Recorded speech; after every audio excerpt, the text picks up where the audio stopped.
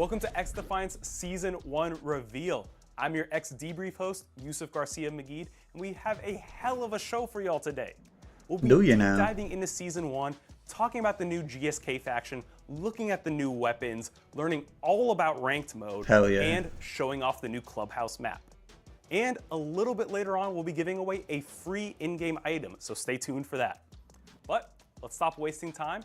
Here's everything you can expect from Season 1. Welcome to the team, operator. HQ here. Ready for deployment. Ballistic shields equipped! Some people never learn. Deploying countermeasures. Planting a briar patch. Yikes on the fucking barbed wire. Trophy system's gonna be nice.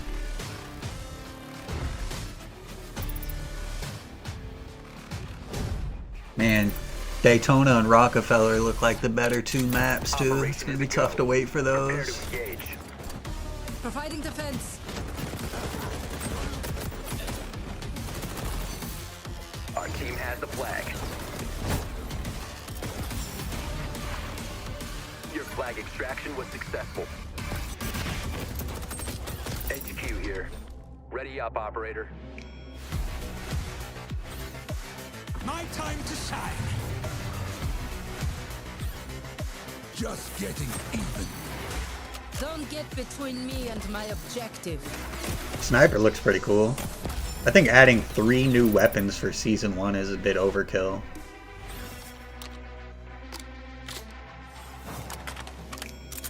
Oh shit, multiple. Oh shit, multiple mastery levels. I want to see that again real quick. Thought they were just adding the titanium one. Titanium violet. Titanium azure. Titanium prisma. That's the one that I saw in the other trailer. Oh shit, the ranks. Gotta get that top 5 hundo.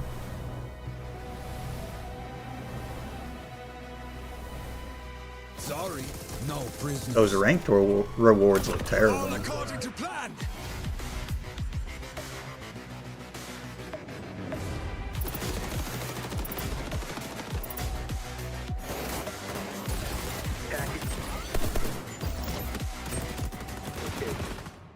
Target neutralized.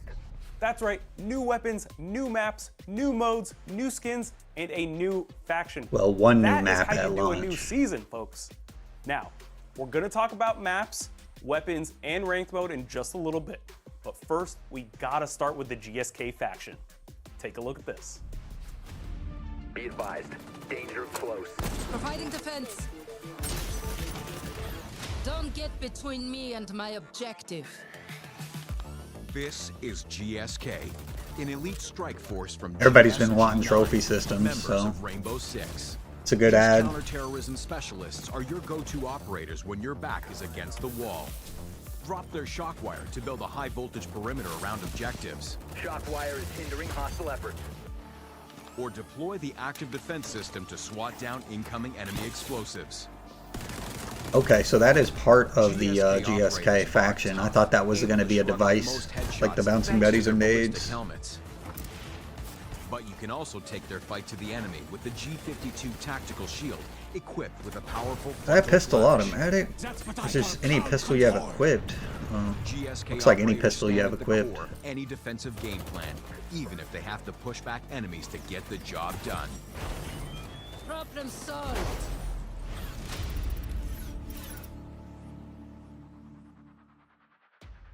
Our different factions represent different styles of gameplay, and we felt that there was one missing. Both of their abilities are extremely strong for a static objective, so highly defensible. If you take I wonder how you zone deal with the control barbed wire, if you or can just shoot occupy, it or EMP you can it. use their abilities to kind of really lock down and protect an area. For a mode like Capture the Flag, you can place the shock wire down to kind of funnel opponents into a specific area that you want them to go to. Yeah, that's Take bullshit. a There needs to be a highly way to defensible get rid of ability it. like And just LMG, barbed which wire heals every anybody in a entryway certain and then area. have to If go around another they're in way. there, they're getting healed constantly, so it's really hard to burn them down with weapons. So oftentimes, players will use things like grenades to try to take them out. But if you've got GSK's ADS, it nullifies that. So they kind of work really well together to protect an area. One of the little secrets or tricks I like using with GSK is careful placement of the ADS. A lot of players will just throw something down and go, it's going to protect this area, but then it could be stolen or it could be shot and destroyed. I place it like on the ceiling. No one okay, but what if I EMP the other side of the wall? When they come through a doorway, they don't really look up. Put them under an archway, put them around the corner of a wall, and so hide them. Don't just throw them on the ground. When we The problem with hiding them is that EMPs go through walls. As true as possible to it, but we need to make it fit our gameplay first. So it differs a little bit than what it does in R6. For that one, it's placed to last for a very long time, but it only has okay, whose fucking gameplay am I watching? A certain number of devices. Ours will actually take care of everything, but for a short period of time. You get it back after the cooldown, but once you set it down, you could have 10, 12 grenades coming at you, and it will catch them all. Now, for kind of counters to that, the hijack ability by DedSec is pretty underutilized because it's very situational. But in this case, the DedSec player can take the abilities for themselves, leaving with nothing. You can also use things like explosive devices to take out the shock wire or melee them, but melee will still slow you down. You've got to take time to get rid of it, and you can get shot by the defending player. And you can't use an explosive, there's also an ADS there. With the shock wire, again, it's very similar. It's got you can just melee it once, that's nice. Effect, mainly because the style of game is a little bit different. With R6, there's a lot of choke points, but you can kind of nice. I like that. Thought it was going to be more difficult to destroy. Because our game is free flowing, we want large maps that players don't get caught up on little corridors or little doorways. Oh, with a flash shield, you can use it to push a point, but in our gameplay sessions, we've been mainly finding people using it as like a last stand.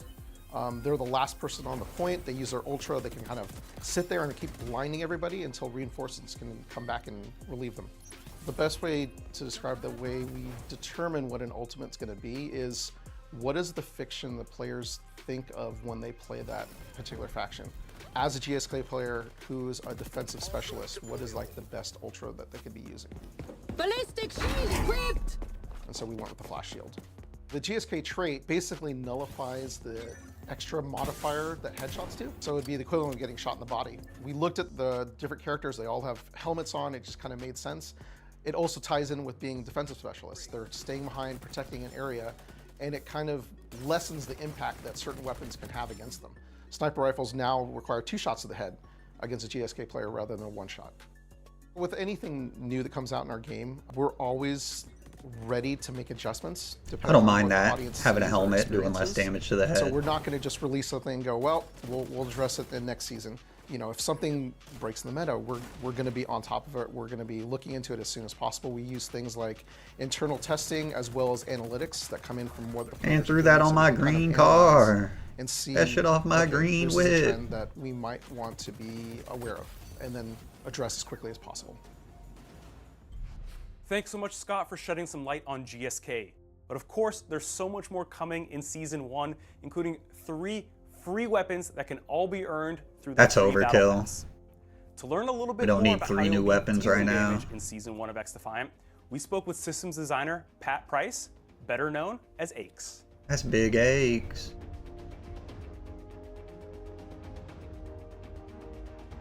Weapons specialist. Hostiles have unlocked the second tier of zones. The LVO-AC is our 6th assault rifle, and it's a favorite amongst many of our devs.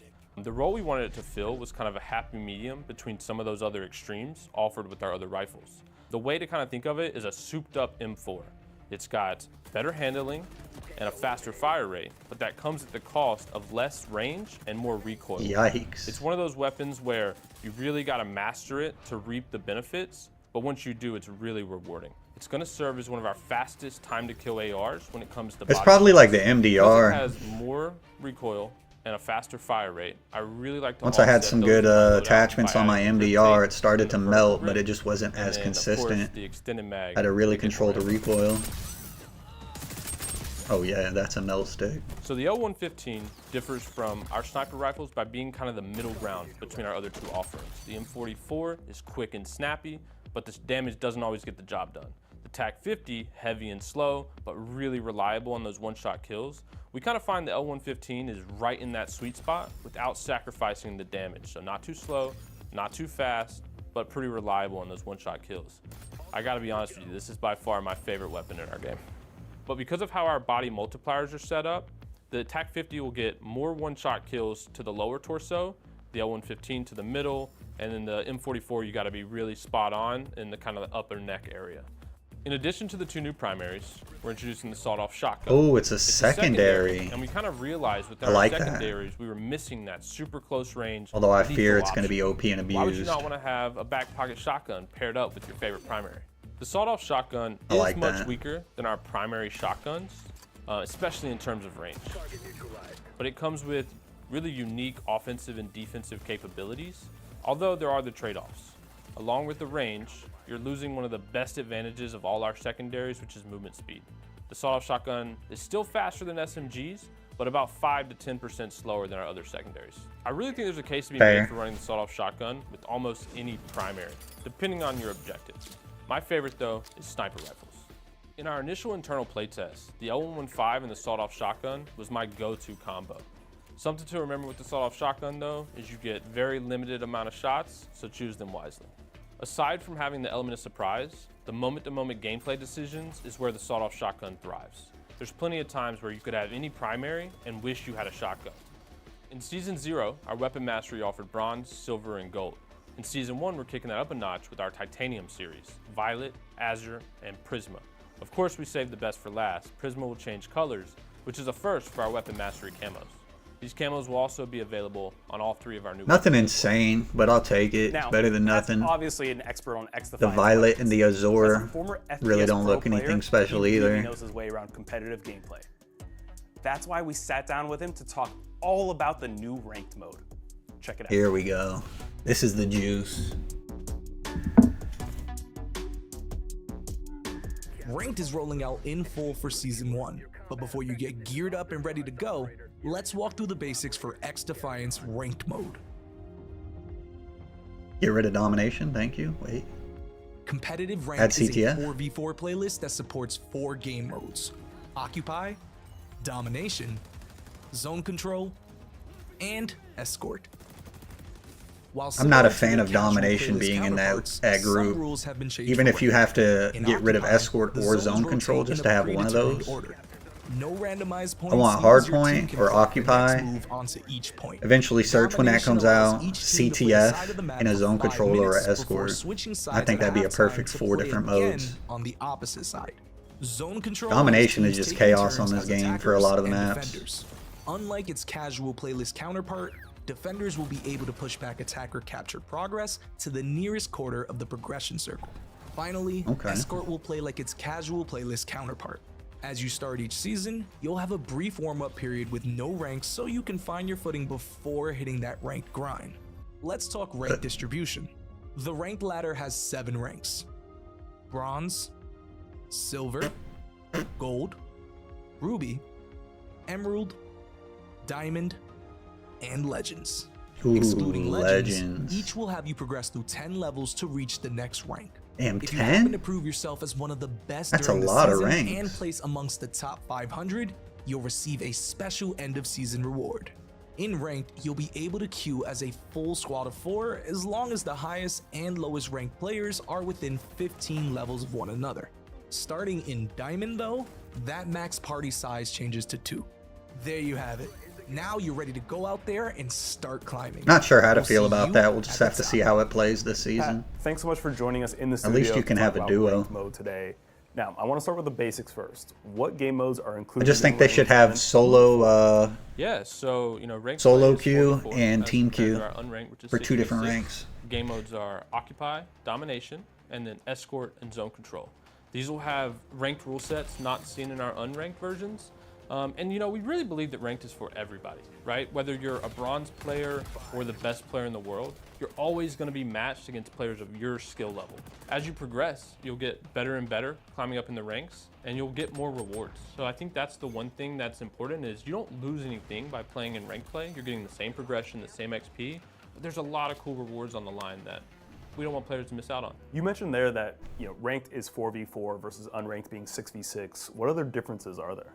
So aside from that pace of play difference between the team sizes, ranked is going to be a little bit more methodical, a little bit more teamwork involved, and we really hope players will plug in their headsets and communicate. Season 1 is also introducing Capture the Flag.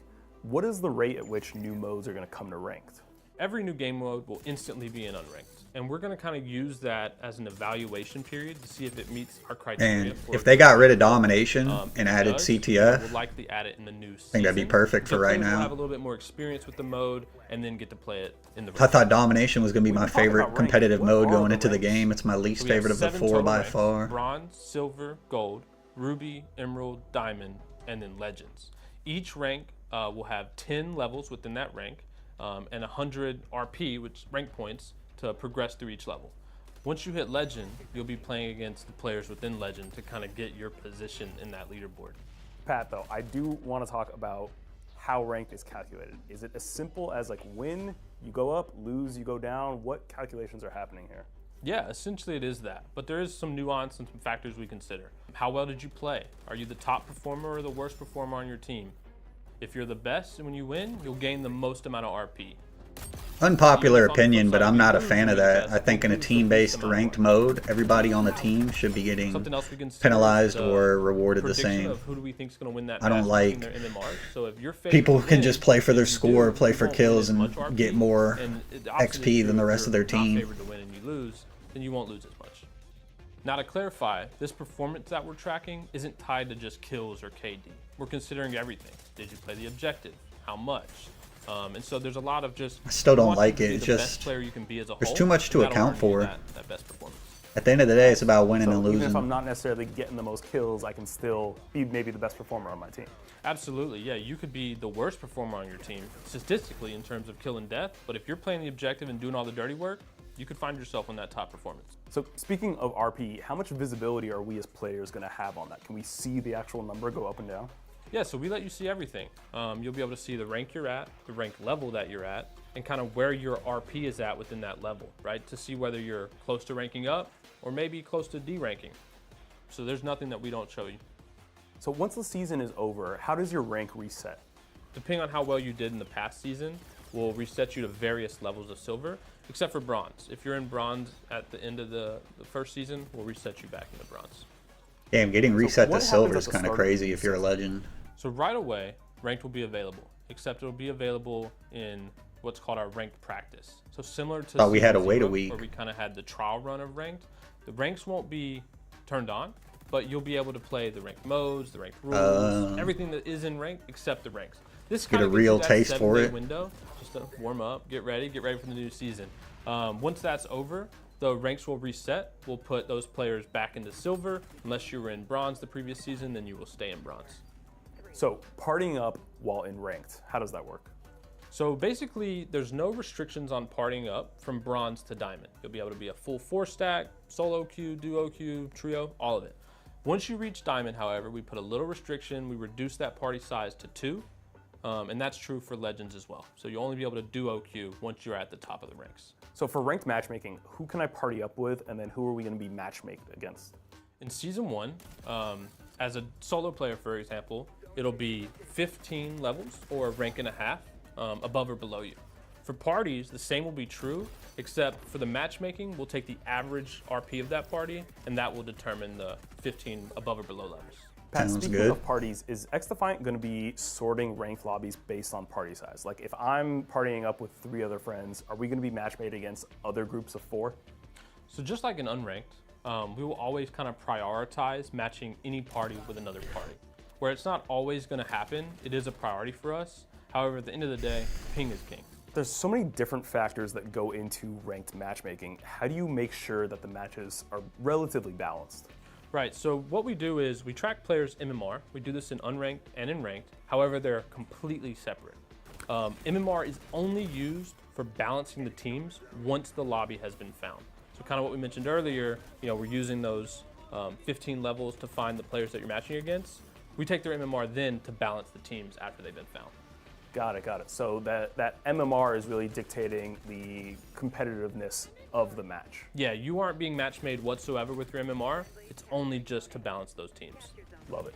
So Pat, up until now, we've been talking about how ranked works, but I want to know what you're going to get out of ranked. Tell us a little bit about how the rewards Yeah, work. let's see these rewards First again. off, the rewards are completely exclusive to ranked play.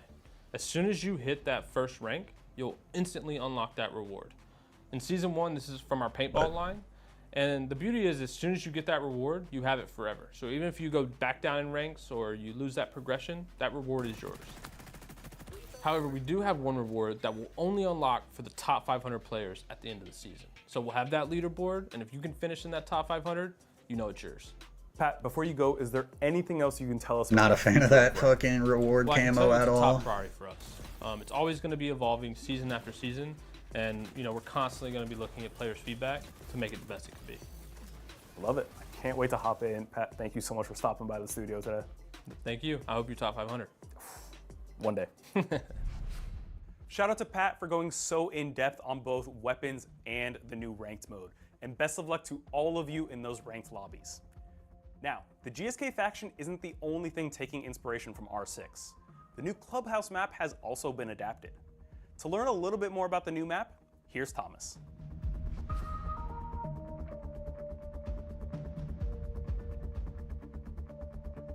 Hello, I'm Thomas, one of the environmental... They're only releasing one new map at the very artists start of the on season. They should have a playlist for it for 24/7. And I'm here to show you That'd be new cool. map. Clubhouse For this 24/7. season, the spotlight will be on one of Ubisoft's most beloved brand, R6. That's why we choose one of the most iconic maps from the franchise to include in our game. Welcome to XDefiant's Clubhouse. Our first goal while recreating the map was to preserve its unique visual identity. The pink glowy club, the biker's bar, the illegal garage, and the old dusty bedrooms are some of the places we are really excited for you to experience. Adding such a great map like Clubhouse to XDefiant gave us a real opportunity to pay homage to the R6 brand. You will be able to spot some very recognizable items from R6, like the barricades, the drones, the reinforced walls, and even the deployable shields. We added holes in the wall and part of the floor to represent the destruction that you see in R6, which add a layer of verticality and tactics to the map. We always try to maintain the map's original layout as much as possible, but manage to adapt and reshape many places to fit with the XDefiant mechanics that differ from the original game. Navigating the map as quickly and freely as possible is crucial in XDefiant. Map looks alright. To achieve this, we demolished some walls, expanded some rooms, added opportunities for mental jumps and slide. We've also decided to extend the play area beyond the interior of the building, parts of the map that were under. I think it could have been a cool map where they went like 3 stories high, extra layer of verticality, but I don't think they did. You will be able to defend the parking lot or the old warehouse. We also opened a new area, inaccessible in the original game, the shipping dock, where you will fight to capture zone in both modes. We are super excited and hope you enjoy it. See you in the arena!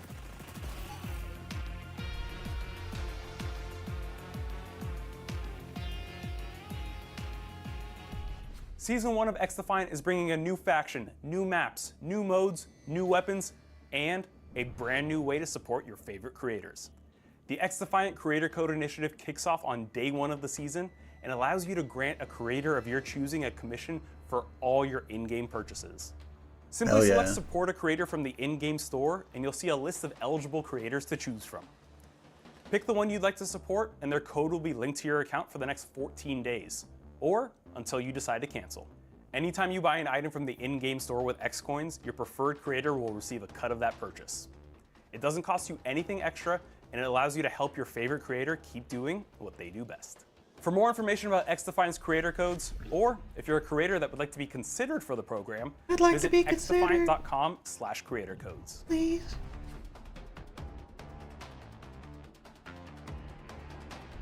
Hey everybody, I'm Zach Padgett, the community developer on XDefiant. Welcome to the community segment, where we'll be answering those questions you've left on Discord and showing off some of your amazing gameplay. Our first question is there a Prestige-like mode coming to XDefiant? Yes, it's already in development, Hell yeah. and the timing is to be determined. Are there any plans for additional weapon mastery camo in XDefiant? Yes. In preseason, we had bronze, silver, and gold. In Season 1, we just announced 3 additional weapon mastery camos coming to the game. On top of that, we have upgrades coming to the weapon mastery system in the future. Kind of like that Is skin for keyboard and the mouse coming to AK-47 console? punch. Yes. I'll have to We redeem don't have it. an ETA to give yet, but a lot of the work is already done and it is planned. Will there be new weapons added to XDefiant? Absolutely. Each season will bring new maps, modes, faction, and weapons to the game. Each season will have a battle pass that contains 3 new weapons in the free rewards. That's too many weapons, man. Weapons found in one season's battle pass will be available through challenges in the next season. Will there be private matches in XDefiant?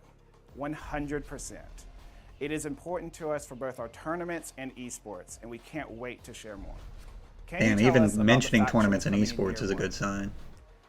We just revealed GSK. I want to see an our Assassin's Season 1 Creed We're faction. very excited for the utility and gameplay changes. Maybe we it's get going to Silent bring. Footsteps. Now, I can't give away all of our factions for this year, but I can say we're very excited for the changes and impacts that each of those factions are going to bring. this Assassin's year. Creed. It's going to be a great one. I don't really Will know there too be a many other kill cam or Ubisoft games similar off the top of my feature coming head. to XDefiant? I don't have any specifics to share quite yet, but that is something that we're working on as we speak. Will Search and Destroy be coming to XDefiant? Absolutely. Absolutely. We know this is a top request, and Try I to can't rush it in give for away Season all 1, of the hype and mid-season? details yet, but it is coming to one of the seasons of Year 1. So when that answer I would was assume it's reported, going to be in the it game by was Season true 2. that How the mode how would be long can coming it take out to in add Year 1. that mode? However, we know that all of you really want to play a Search and Destroy-like mode, so we are pleased to announce Bomb. This mode will be coming Season 1. Here's a sneak peek. Sometime in Season 1, let's go.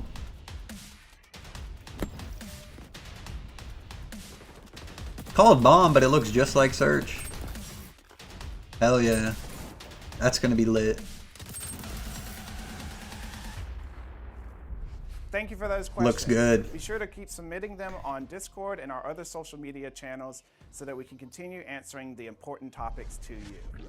Now, let's have a little bit of fun and show off those amazing gameplay moments that you've been sharing with us. Thanks for watching XDebrief. Until next time. Yeah, let's see some actual decent gameplay.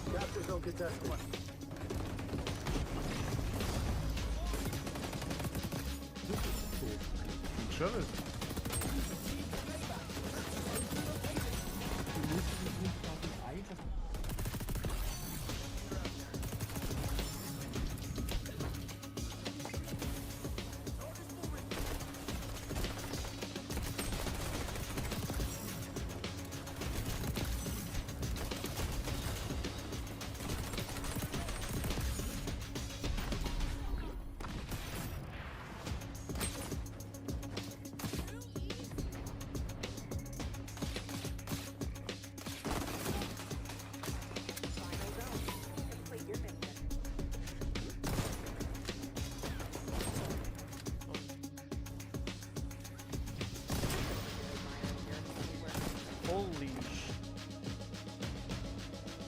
Meh.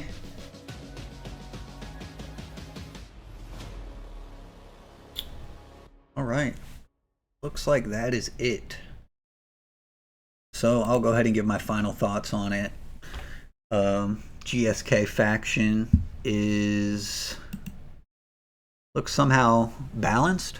Probably not one that I'm going to use too often, I don't think, but it looks balanced. Having to choose between the trophy system and the barbed wire is cool too. I thought the trophy system was going to be a device that you just threw, like grenades and bouncing betties. The ult looks a little bit OP, but I mean, all the ults can be in their own ways. Adding 3 new weapons each season to me is overkill. I think 1 new weapon every season would be cool. Or 1 new primary, 1 new secondary, or something like that. The new map looks pretty cool, Clubhouse. Kind of wish all 3 maps were coming at Season 1 launch, but releasing 1 every month for all 3 months of the season is probably a better move to keep things fresh. I think the second and third maps, I forgot what the Daytona, I think it's called. Looks like it's going to be an escort zone control map. That map looks awesome. And then Rockefeller, Aches was saying there's going to be some kill records set on that. So that's going to be the smallest map in the game.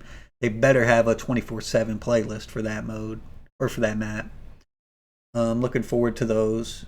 Ranked looks awesome. Sucks we're going to have to wait a week just to play it, but we can get some good practice in if it's working how it should be. Gonna have to grind for top 500. I don't know if I'll do that in season 1 or another season, but that will be a goal of mine on this game, to hit top 500. The actual rewards for ranked look pretty meh, but at least there's new rewards for the weapons, mastery camos, the titanium violet, titanium azure, and the last one that changes colors looks pretty badass. I'm not sure what level you're gonna have to get or what you're gonna have to do to get those mastery camos, but that's pretty cool. New faction, new weapons, new maps.